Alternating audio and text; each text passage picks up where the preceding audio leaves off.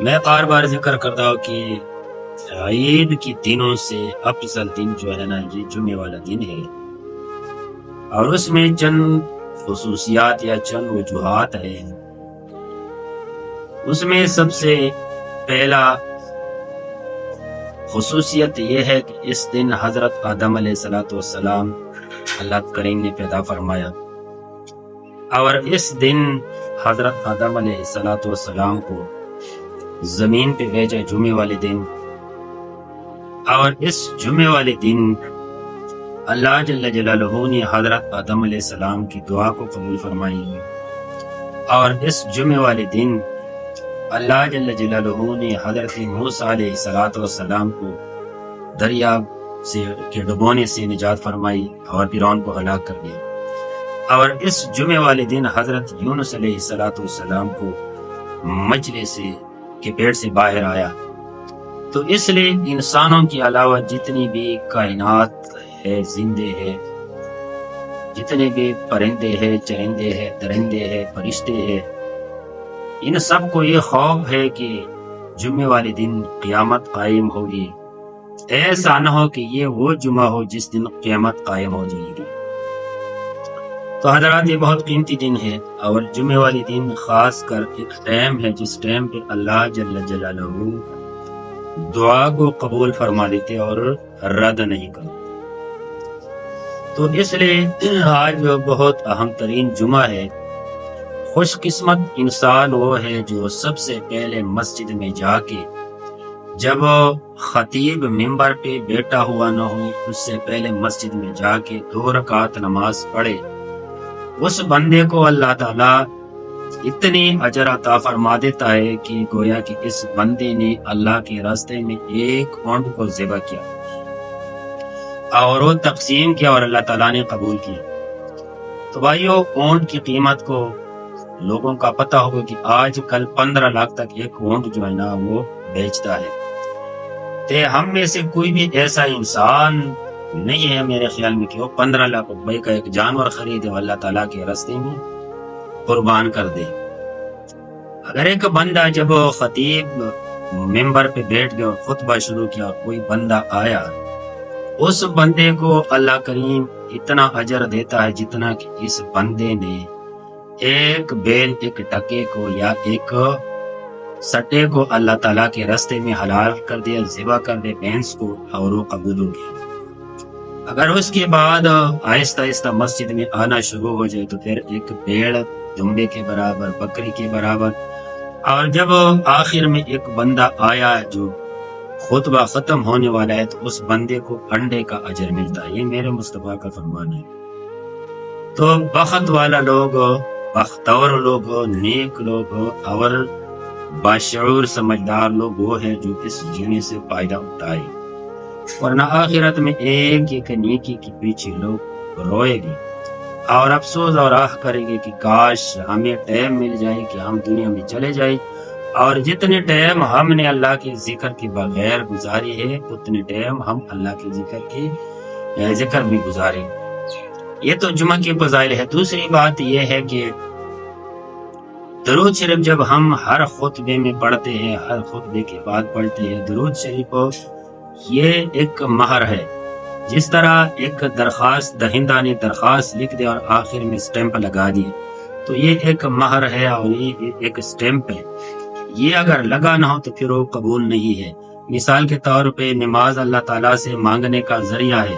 ایک صحابی رسول ہے، اس نے نماز پڑھ لیا اور فوراً ہاتھ اٹھایا، دعا مانگنے لگا کہ یا اللہ تعالیٰ میرا یہ کر، میرا وہ کر، میرا فلاں کر، میرا فلاں کر۔ نبی کریم صلی اللہ علیہ وسلم نے فرمایا کہ ایسا نہیں کرنا چاہیے، پوچھا کیسا کرنا چاہیے، کس طریقے سے دعا مانگنی چاہیے۔ میرے مصطفیٰ نے فرمایا کہ سلام پھیرنے کے بعد اللہ تعالیٰ کے حمد و تعریف کرنا ہے، اور پھر حمد و تعریف کے بعد اللہ کے پیغمبر پہ درود بھیجنا ہے، اور پھر درود کے بعد دعا مانگنی ہے، تو پھر دعا قبول ہو جائے گی۔ تو میرے بھائیو، اللہ جل جلالہ نے جب ہمیں انسان بنائے اور پھر اشرف المخلوقات بنائے اور پھر میرے مصطفیٰ صلی اللہ علیہ وسلم کی امتی بنائی ہے، تو یہ سونے پہ سہاگا ہے۔ لیکن اگر کوئی بندہ بشعور انسان ہو، وہ سوچ لے اور اس موقع سے فائدہ اٹھائی اور مرنے سے پہلے پہلے اپنی 2 فٹ چوڑے اور 5 فٹ لمبے گھر کے لیے تیاری کرے، وہ انسان سمجھدار ہے۔ الکیس من دان نفسہ وعمل لما بعد الموت، سمجھدار انسان وہ ہے جو اپنے آپ کے ساتھ محاسبہ کرے، اپنے نفس کو قابو کرے، کنٹرول کرے اور عمل کرے اس وقت کے لیے جو مرنے کے بعد مرحلہ ہے، اس مرحلے کے لیے وہ عمل کرے، نیکیاں کرے، محنت کرے۔ اور بدنصیب انسان، بے وقوف انسان وہ ہے جو برائی اور گناہ کرے اور کہے کہ اللہ تعالیٰ معاف کرے گا، جنت میں لے جائے گا۔ والعاجز لمن تبع نفسہ، اور بے وقوف وہ انسان ہے جو اپنی نفس کی تابعداری کرے اور پھر اللہ تعالیٰ سے معافی مانگنے کی امید رکھے۔ تو بھائیو، معافی مانگنے کی طریقے اصول کو اپنا کر پھر اللہ سے معافی مانگو، اللہ تعالیٰ معاف کرے گا۔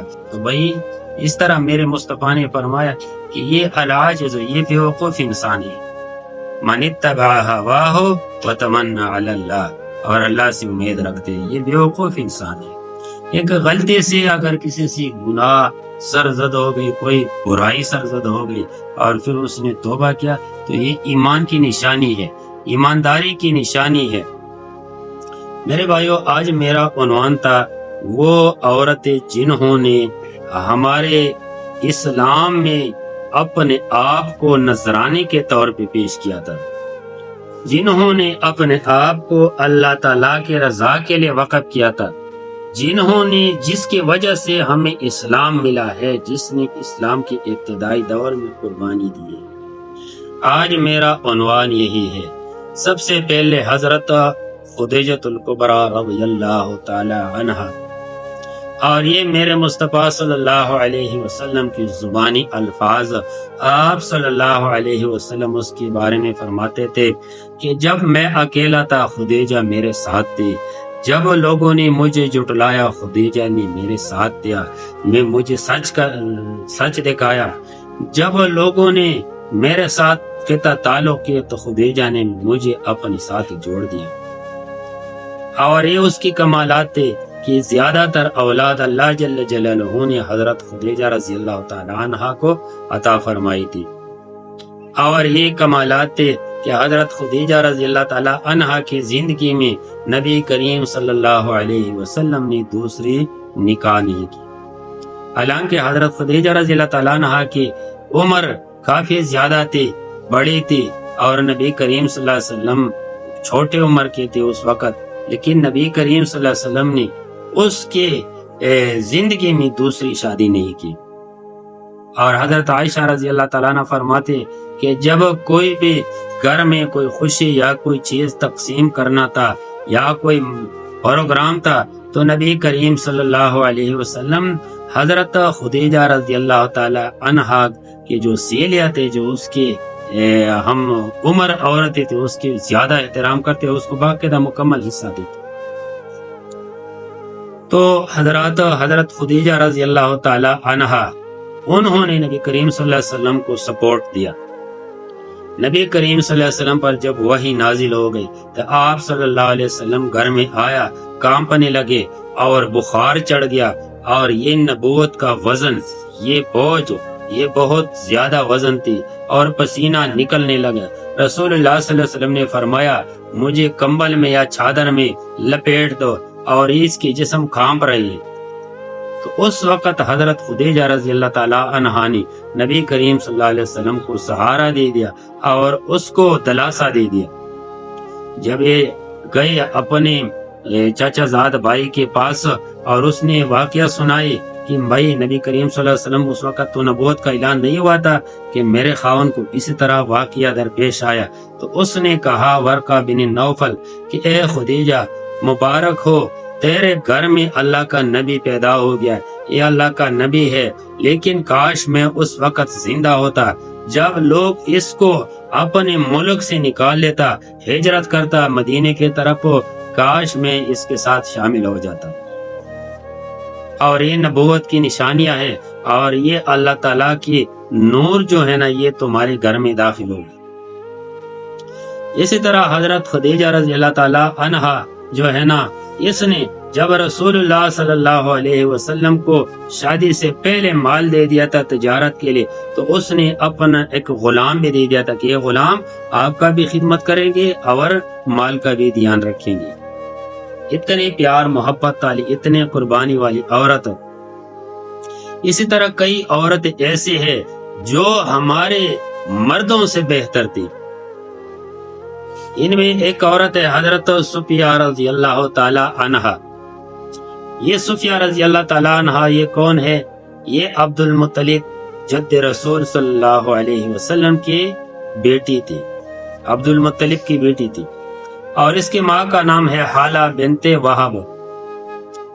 یہ حالہ بنت وہب جو ہے نا، یہ حضرت آمنہ جو نبی کریم صلی اللہ علیہ وسلم کی والدہ تھی، یہ اس کا جو ہے نا ہمشیرہ ہے۔ اس بنا پر حضرت صفیہ رضی اللہ تعالی عنہا رسول اللہ صلی اللہ علیہ وسلم نے اس کو اپنی پھوپھی یعنی خالہ زاد بہن تھی، تو آپ صلی اللہ علیہ وسلم اس کو اپنی پھوپھی جو ہے نا کہتے فرماتے۔ اور یہ حضرت حمزہ رضی اللہ تعالی عنہ جو رسول اللہ صلی اللہ علیہ وسلم کا سکا چاچا ہے، یہ جو ہے نا یہ بھی اس سے پیدا ہوا، حالہ سے، یہ حالہ کے بیٹا ہے۔ تو اس لیے وہ اور حضرت صفیہ رضی اللہ تعالی عنہ دونوں حقیقی بھائی تھے، یعنی حمزہ اور صفیہ رضی اللہ تعالی عنہ۔ تو صفیہ رضی اللہ تعالی عنہ جو ہے نا، اس کا جو نکاح ہو گیا تھا یہ ابو سفیان بن حرب سے۔ یہ ابو سفیان جو ہے نا یہ اس کا بھائی تھا، اس کا نام حارث تھا، حارث سے ہوا تھا، اور اس سے ایک بچہ پیدا ہو گیا تھا جو بعد میں وہ وفات پا گیا، اور اس کی جو شادی ہے نا اس کی حضرت خدیجہ رضی اللہ تعالی عنہا کے جو بھائی سے اس کی شادی ہو گیا، اس کا جو ہے نا نام ہے عبداللہ بن خویلد، جس سے حضرت زبیر رضی اللہ تعالیٰ عنہ پیدا ہو گئے۔ زبیر رضی اللہ بہت جو ہے نا قابل قدر صحابی ہے، اور یہ 40 سال کی عمر میں تھے کہ رسول اللہ صلی اللہ علیہ وسلم اللہ کریم نے پیغمبر مبعوث فرمائے۔ یہ بھی پکی عمر کی عورت تھی صفیہ رضی اللہ عنہ، اور نبی کریم صلی اللہ علیہ وسلم کے تمام پھوپھیوں میں سے صرف یہ پھوپھی ہے کہ اس نے اسلام قبول کیا تھا اور کلمہ پڑھ لیا تھا۔ اس کے بارے میں ایک کتاب ہے اسد الغابہ، اس میں ہے کہ والصحیح انہ لم یسلم غیرہا، یہ بات سچی ہے کہ نبی کریم صلی اللہ علیہ وسلم کی ایک پھوپھی صفیہ رضی اللہ تعالیٰ عنہ نے اسلام قبول کیا، دوسرے نے قبول نہیں کیا۔ انہوں نے حضرت زبیر رضی اللہ تعالیٰ عنہ کے ساتھ ہجرت بھی کی، اور غزوہ احد میں مسلمانوں کو جب شکست ہو گئی تو حضرت صفیہ رضی اللہ تعالیٰ عنہ جو مجاہدین تھے اس کو ایک قسم غیرت دلاتے تھے کہ تم لوگوں نے نبی کریم صلی اللہ علیہ وسلم کو میدان جنگ میں چھوڑ کے بھاگ گئی، تم لوگوں نے کیا کیا، کیسا، یعنی غصے کے ساتھ وہ اس طرح الفاظ استعمال کرتے تھے۔ اور جب اس کا بھائی حضرت حمزہ رضی اللہ تعالی عنہ شہید ہو گیا تو نبی کریم صلی اللہ علیہ وسلم نے حضرت زبیر رضی اللہ عنہ سے فرمایا کہ صفیہ کو نہ بتاؤ کہ تیرا بھائی حمزہ شہید ہو گیا، اگر اس کو پتہ بھی چل گیا تو پھر اس کی لاش اس کو نہ دکھاؤ۔ تو پھر جب یہ حضرت زبیر رضی اللہ عنہ صفیہ رضی اللہ عنہ سے مل گئے اور کہنے لگا کہ بھائی تیرا بھائی سب ٹھیک ہے، ہم خیریت سے، کچھ بھی نہیں ہے، تو اس نے کہا کہ مجھے پتہ چل گیا میرا بھائی شہید ہو گیا۔ پھر اس نے کہا کہ رسول اللہ صلی اللہ علیہ وسلم نے منع فرمائی کہ بھائی حمزہ رضی اللہ عنہ جو ہے نا اس کی لاش ان کو نہ دیکھا۔ اس نے بولے جا کے اسے اجازت مانگو، میں اس بات پہ ناراض نہیں ہوں کہ میرا بھائی اللہ تعالیٰ کے راستے میں ٹکڑے ٹکڑے ہو گیا، میں اس پہ خوش ہوں، اللہ سے راضی۔ ایسی عورت ہے۔ تو پھر رسول اللہ صلی اللہ علیہ وسلم نے جب اجازت دے دیا اور حضرت صفیہ رضی اللہ تعالی عنہ گئے اور حضرت حمزہ رضی اللہ تعالی عنہ کے جو لاش پڑے تھے وہاں پہ وہ کھڑے ہو گئے اور دیکھ لیا لاش کے قریب ایک کان ادھر پڑا ہے، ایک ادھر پڑا ہے، ایک ناک ادھر پڑی ہے، جو ایک ہاتھ اس سائڈ پہ ہے، پاؤں دوسرے سائڈ پہ، ٹکڑے ٹکڑے کر دیا انہوں نے، سر کاٹ دیا، ایک ایک ٹکڑا علیحدہ علیحدہ پڑی ہے، لیکن ایک پیارا خوبصورت بھائی اور سب سے محبوب ترین بھائی اور ایسے ٹکڑے انہوں نے دیکھ لیا تو اس کی زبان سے ایک لفظ نکل گیا کہ انا للہ و انا الیہ راجعون، اور دعا فرمائی کہ یا اللہ تعالیٰ اس کی شہادت کو قبول فرمائے۔ ایسی عورتیں اللہ نے اپنے نبی کے دور میں ایسے عورتیں پیدا فرمائیں کہ وہ ہم سے 1000 گنا بہتر تھی.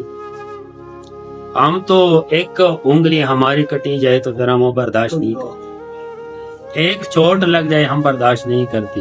اور پھر وہ شاعرہ اشعار پڑھتے تھے. انہوں نے ایک شعر پڑھ لیا، مکمل شعر پڑھ، لیکن ان میں ایک جز یہ ہے، ان یوما اتا علیک لیوم. رسول اللہ صلی اللہ علیہ وسلم کے سامنے کھڑے ہو کے مخاطب ہو کے کہنے لگے کہ ان یوما اتاک علیک یوم، بے شک آج جو تمہارے اوپر دن آیا ہے، کوورت شمسہ وکان ضیاء، یہ چمکتا دمکتا سورج کالا ہو گیا، حالانکہ یہ چمکتا. تو اسی طرح یہ بہت بہادر عورت تھی، بہت دلیر عورت تھی یہ. جب اور اس کی بہادری کا ایک اور واقعہ بھی ہے، احد کے بعد جو خندق کی لڑائی ہوئی، غزوہ خندق میں نبی کریم صلی اللہ علیہ وسلم نے ایک قلعے میں عورتوں کو اکٹھا کیا تھا، اور اس قلعے میں جو ہے نا کے دروازے پہ حضرت حسان بن ثابت رضی اللہ تعالی عنہ کو چوکیدار بنایا تھا. یہ وہ حسان بن ثابت ہے جو رسول اللہ صلی اللہ علیہ وسلم کے حق میں اشعار پڑھتے تھے اور لشکر سے آگے جاتا تھا. یہ بہت لوگوں کو غیرت دلاتے تھے، بہت بہادر صحابی ہے حسان بن ثابت، اور اس کے بہت مشہور اشعار آج بھی اس کی کتابیں موجود ہیں، آج بھی اس کے اشعار موجود ہیں.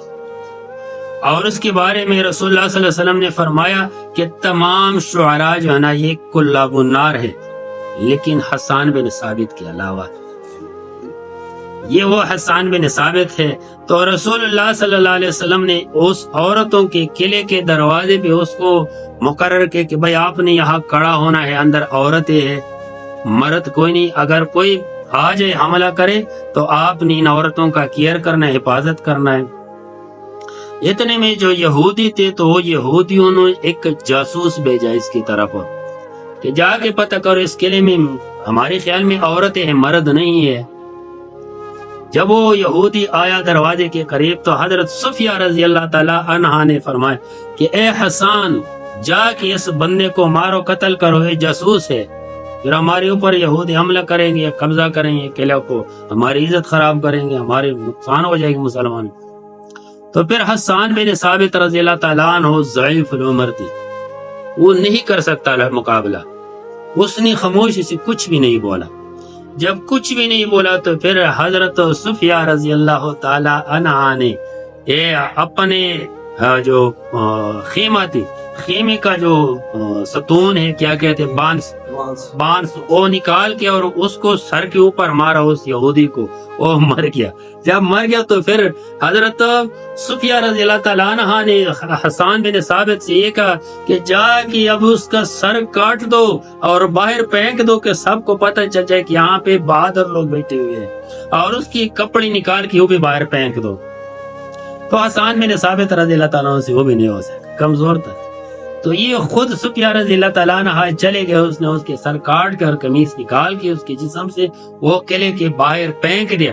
جب یہودیوں نے دیکھ لیا وہ سارے نس کے چلے گئے کہ یہاں تو بہت بہادر، یہاں تو کوئی جرار لشکر ہے.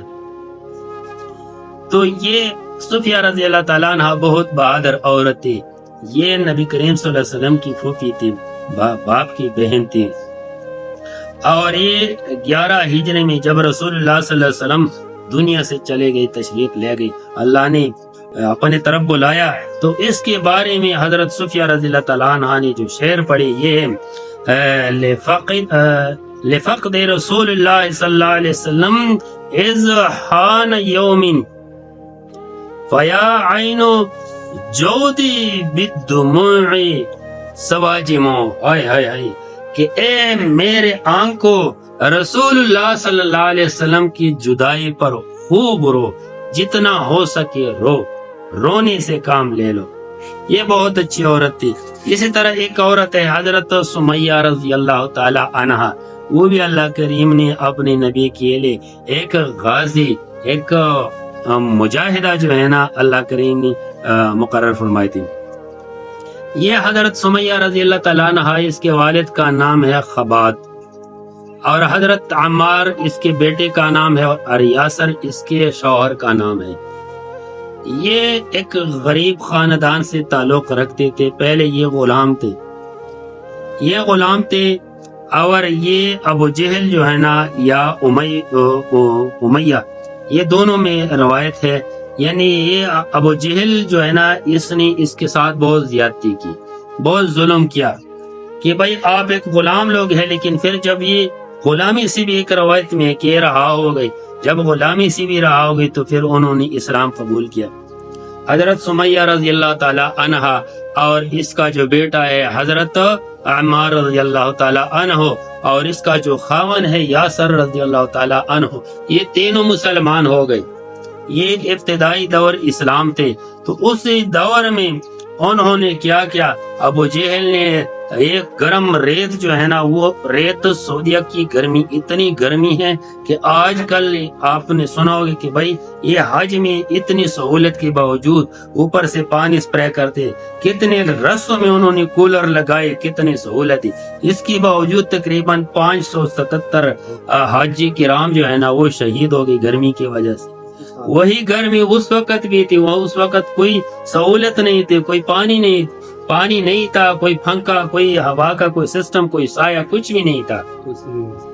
تو ایسے حالت میں اس ابو جہل ظالم نے حضرت سمیہ رضی اللہ تعالی عنہا کو وہ کیا کہتے ہیں نا, وہ ذرا وہ جو لوہے کا جو قمیص ہوتا ہے نا وہ پہنا کے اور پھر گرم ریت پہ لے جا کے وہاں پہ بٹھا کے کہ بھائی یہ اسلام کو چھوڑ دو, یہ پیغمبر صلی اللہ علیہ وسلم کا جو مذہب ہے اس کو چھوڑ دو, اپنے آبا اور اجداد کی دین پہ آ جاؤ.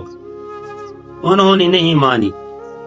روز روز یہ سزا دیتے تھے, کبھی مار پٹائی, کبھی کچھ کھانا پینا بند کر دیا, کبھی گھسیٹتے, لیکن انہوں نے نہیں مانی. پھر ایک روایت کے مطابق اس نے وہ خنجر سے اس کو شہید کیا. اور ایک روایت میں یہ ہے کہ ایک پاؤں ایک اونٹ کے ساتھ باندھ لیا, دوسرا پاؤں دوسرے اونٹ کے ساتھ باندھ لیا, اور ایک اونٹ کو ایک سائڈ پہ چھوڑ دیا, ایک دوسرے کو دوسرے سائڈ پہ چھوڑ دیا, اور خنجر اٹھا کے نیزہ حضرت سمیہ رضی اللہ تعالی عنہا کے دل کے اوپر خنجر مار دیا.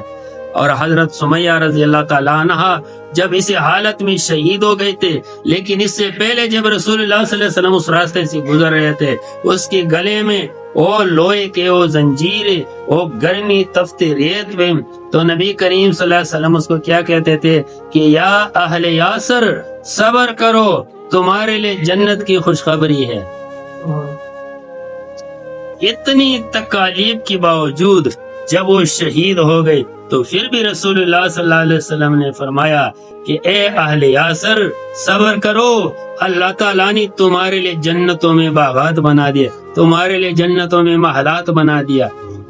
تو حضرات کچھ ایسے عورتیں تھے جن کو اللہ کریم نے اپنی دین کے لیے منتخب فرمائی ہیں, ایسے عورت. اور پھر یاسر رضی اللہ تعالیٰ عنہ بھی شہید ہو گیا.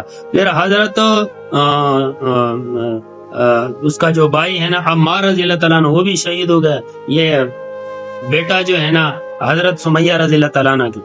اسی طرح ایک عورت ہے ام سلیم رضی اللہ تعالی عنہا, اس کا نام سہلہ یا رملہ ہے. ام سلیم اس کی کنیت ہے, غمیسہ اور رمیسہ اس کی لقب ہے. اور اس کا سلسلہ نسب یہ ہے کہ ام سلیم بنت ملحان, یہ ملحان کے بیٹی تھے, اور ملحان بھی ایک صحابی تھا. بن خالد بن زید بن حرام بن جندب بن عامر بن غنم بن عدی بن نجاز. ماں کا نام ملیکہ تھا بنت مالک بنت عدی بنت زید منانا. یہ بہت نیک عورت تھی. یہ مالک بن نظر کے نکاح میں تھی, جس کے اولاد جو ہے میں سے حضرت انس رضی اللہ تعالیٰ عنہ, جو انس بن مالک جو مشہور صاحب. یہ مدینے میں اسلام جو ہے نا ابتدائی دور میں یہ مدینے میں انہوں نے اسلام قبول کیا. اور اس کے جتنے بھی مخالف لوگ تھے وہ مخالف ہو گئے, لیکن اس کا جو شوہر تھا مالک, یہ مالک بن نظر جو ہے نا اس نے اسلام قبول نہیں کیا. اور اس نے ام سلیم رضی اللہ تعالی عنہا نے بار بار اصرار کیا خاوند کو کہ یا اسلام قبول کرو یا مجھے اجازت دے دو, مجھے طلاق دے دو. یہ بار بار اس لڑائی ششوپنج میں اپنے خاوند کے ساتھ لڑ رہے تھے. تو پھر حضرت سلیم رضی اللہ تعالی عنہ جو ہے نا، انہوں نے اپنے خاون مالک بن نضر کو بار بار سمجھایا کہ بھائی اسلام لے آؤ. اس نے نہیں مانا. تو پھر اس نے نہیں مانا، بولے کہ بھائی میں آپ کے ساتھ بیوی ہونے کے لیے تیار نہیں ہوا، حالانکہ اس کا بیٹا بھی پیدا ہوا تھا حضرت انس رضی اللہ تعالی عنہ. تو پھر انہوں نے طلاق دے دیا اور وہ چلا گیا دوسرے ملک میں، چلا گیا شام کی طرف چلا گیا اور پھر وہاں مر گیا. جب وہ وہاں چلا گیا تو پھر اس کی بلادری کا ایک بندہ ہے حضرت طلحہ رضی اللہ تعالیٰ عنہ، جو بہت مشہور صحابی ہے، طلحہ بن عبید اللہ رضی اللہ تعالیٰ عنہ. تو یہ ابو طلحہ جو ہے نا، طلحہ، یہ اس وقت یہ بھی اسلام انہوں نے قبول نہیں کیا تھا اور یہ بھی غیر مسلم تھا. تو حضرت سلیم رضی اللہ تعالیٰ عنہ کو انہوں نے پیغام دے دیا کہ بھائی اس نے تو چھوڑ دیا، میرے ساتھ نکاح کے لیے تیار ہو جاؤ. اس نے انکار کیا. اس نے بولا کہ بھائی میں نے اس وجہ سے اس سے طلاق کے لیے کہ وہ غیر مسلم تھا، میں نے اسلام قبول کیا تھا، آپ بھی اسلام قبول کرو، میں تابعدار ہوں. لیکن طلحہ رضی اللہ تعالیٰ عنہ نے بھی، ابو طلحہ نے بھی اس بات سے انکار کیا. پھر انہوں نے بہت سمجھدار عورت تھی، انہوں نے ایک دفعہ بلایا حضرت ابو طلحہ کو، بلایا جو بعد میں صحابی بن گیا، اور اس سے کہنے لگے کہ طلحہ میں آپ سے ایک بات پوچھنا چاہتے ہو. آپ کو پتا ہے کہ زمین اور آسمان اور تمام کائنات کا رب، خالق، مالک، رازق اللہ ہے. بولا ہاں مجھے پتا ہے. اللہ تو مانتے تھے، لیکن یہ جو بت بنائے ہوتے، جو درگاہیں بنائے ہوتے، یہ سفارش انہوں نے بنائی ہوتے، یہ وہ تو اللہ مانتے. تو بولا ہاں میں تو مانتا ہوں کہ وہ اللہ ہے. بولے پھر تمہیں شرم نہیں آتی کہ تم درختوں سے مانگتے ہو، درختوں کی پوجا کرتے ہو؟ تھوڑا غیرت کرو. اتنا شعور والا انسان، اتنا سمجھدار انسان، جس کو پتا ہے کہ کائنات اللہ کریم نے تخلیق فرمایا، یہ زمین آسمان، خالق، مالک، رازق، یہ مکی کفار کا بھی یہی عقیدہ تھا. لیکن وہ سفارشی بنائے ہوتے، ابراہیم علیہ السلام کا مجسمہ ہے، یہ سفارشی ہمارے لیے اس کے آگے سجدے لگاتے تھے. یہ اسماعیل علیہ السلام کا مجسمہ، یہ ہمارے لیے وسیلہ ہے. اسی طرح پوڑیاں بنائے تھے اللہ تعالیٰ کے پہنچانے کے لیے انہوں نے. تو پھر وہ حضرت ابو طلحہ رضی اللہ تعالیٰ عنہ اس بات پر بہت اثر ہو گیا، انہوں نے کلمہ پڑھ لیا، مسلمان ہو گیا. جب مسلمان ہو گیا تو پھر حضرت ام سلیم رضی اللہ تعالیٰ عنہ نے اس سے نکاح کی، اور جب اس سے نکاح کیا تو پھر اس کا جو چھوٹا بیٹا تھا حضرت انس رضی اللہ تعالیٰ عنہ، تو انہوں نے رسول اللہ صلی اللہ علیہ وسلم کی خدمت پہ پیش کیا اور فرمانے لگے کہ اللہ کے رسول، یہ میرا بیٹا ہے، یہ آپ سنبھال لو. پہلے الفاظ اس طرح تھے کہ بھائی یہ تو چھوٹا ہے، اسے کیا کرنا. بولے کہ بھائی کوئی لڑائی ہو تو اس کو آگے کرنا ہے، آپ اپنے آپ کو بچانا ہے اس کے ذریعے. ایسے لوگ اللہ کریم نے عورتوں میں سے منتخب کی دین اسلام کے لیے، نبی کریم صلی اللہ علیہ وسلم کے لیے. ہم تو اس عورتوں کے پاؤں کے مٹی سے بھی برابر نہیں نیچی ہے. تو جب وہ، اور اس کا یہ واقعہ بھی ہے، جب یہ ابو طلحہ رضی اللہ تعالیٰ عنہ سفر پہ گیا تھا، یہ بھی اس کا بہت بہترین واقعہ ہے. ام سلیم رضی اللہ تعالیٰ عنہ کا بہترین واقعہ ہے. جب وہ سفر پہ گیا تھا تجارت کے لیے، جہاد کے لیے، تجارت کے لیے غالباً، جب وہ واپس آیا تو اس نے گھر میں ایک بچہ چھوڑ دیا تھا، بہت خوبصورت بچہ تھا، کھیلنے کولنے کے دور میں تھا، بہت خوبصورت بچہ تھا، بہت پیار کرتا تھا یہ ابو طلحہ رضی اللہ تعالیٰ عنہ اس سے. جب یہ گھر میں آ گیا، بچہ دیکھ لیا، بچہ نہیں نظر آ رہے، بچہ فوت ہو گیا اور بستر پہ ام سلیم رضی اللہ عنہ نے لٹا دیا اور اس کے اوپر چادر کپڑا ڈال دیا. تو یہ نیک عورت کی خصوصیت ہے کہ وہ جب خاوند باہر سے آ جائے اس کو ٹینشن نہیں دیتے کہ بھائی آپ کی وجہ سے یا پلان کی وجہ سے مجھے تکلیف ہے، مجھے پلان ہے، سکون دیتے ہیں. تو پھر حضرت ابو طلحہ رضی اللہ عنہ جب وہ گھر میں آیا تو ام سلیم رضی اللہ عنہ سے پوچھا کہ بیٹا کدھر ہے، نظر نہیں آیا. ایک کوئی بیٹا تھا. کہنے لگے سرتاج وہ آرام کر رہے ہیں، اور واقعی جب بچہ وفات پا جائے تو آرام ہی ہے نا، اس کے لیے سکون ہے نا، بچہ تو معصوم ہے نا. کل مولد یولد علی فطرت، ہر بچہ مسلمان پیدا ہو جاتا ہے، لیکن بعد میں اس کی تربیت کی وجہ سے یا یہودی بن جاتا ہے، یا ہندو بن جاتا ہے، یا مسلمان بن جاتا ہے.